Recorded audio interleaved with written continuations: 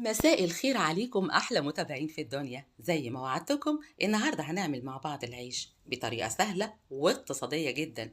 يلا نسمي الله ونبدأ مع بعض. هنحتاج نص كيلو من الدقيق، هننزل عليه بمعلقة صغيرة من الملح، معلقة صغيرة من السكر، معلقة كبيرة ممسوحة من الخميرة الفورية.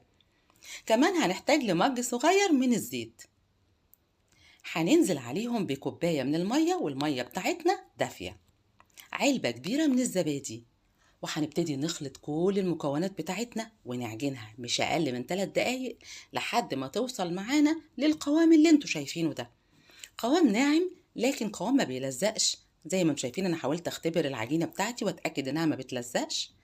في الوقت ده بقى هبتدي اغطيها، انا هغطيها بستريتش وبعد كده هغطيها بفوطة المطبخ وهسيبها لمدة 10 دقايق، ممكن كمان لحد ربع ساعة. بعد كده بقى هنروح نشوفها زي ما هتشوفوا معايا.